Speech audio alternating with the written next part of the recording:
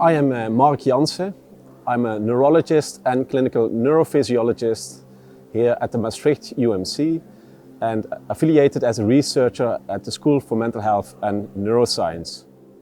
I live here in the lovely hills of the southern region of the Netherlands, and I also really a fan of cycling. I cycled a lot in my previous years, but unfortunately I also have had an accident last year, and in Italy at the Stelvio I fell down with my bike, I broke my hip, and unfortunately this recovery didn't go as well as I expected. So also last April I had another surgery and now have a complete hip prosthesis, which I'm rehabilitating from still today.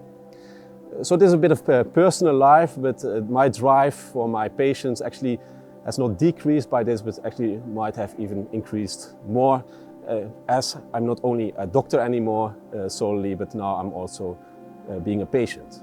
My research is on deep brain stimulation. So I use brain signals to optimize deep brain stimulation. I apply this in movement disorders, and the experiments I obtained from movement disorders such as Parkinson's disease, tremor, I'm now also applying in tinnitus. So we brought this question to the lab from our research school, and there in a preclinical model we tested whether deep brain stimulation in different regions of the auditory circuit, so the network of our brain which processes signals we hear with our ear, whether we could modulate this by deep brain stimulation. And actually we found some exciting results that we could actually in this model, this animal model, could alleviate tinnitus. So we are actually seeking for a treatment so that patients who suffer a lot and cannot go to work anymore, have depressive symptoms due to the tinnitus, are anxious, that these patients are actually helped. And I think this is the first and the main reason why this research is important.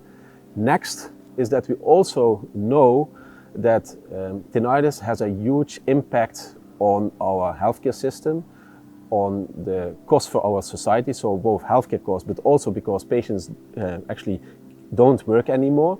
So costs for our society are really high. I think what the nice thing is, and this is some compliments we get quite a lot about our work, is that we take clinically relevant questions to the lab, which we then try to answer using preclinical models. And once we find good evidence using these preclinical models, we bring this back to the patient and then test this further in patients to find proper treatments.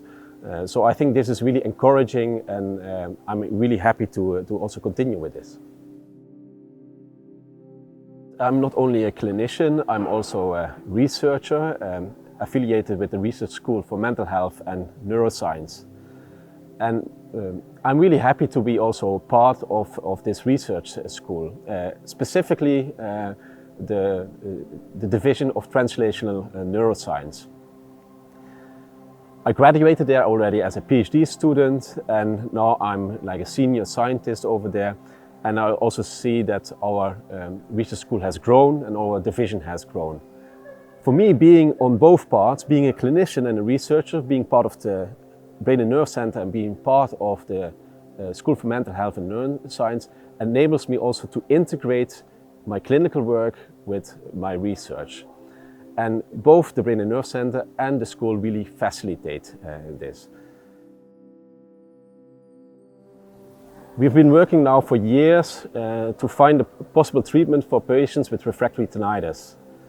We just had a surgery in the first patient, and I think there's still a long road for us ahead as clinicians, as a research team, to have this therapy available for patients in the clinic. So I see a long road ahead, but I'm also really happy to take this complex question, this complex, I would say almost a duty for me, as an opportunity to not be afraid for the bumps in the road, and that sometimes you need to take a different road to reach the end goal. But in the end, I'm confident, not next year and not the year after, but in a couple of years that we will have a treatment available for these patients.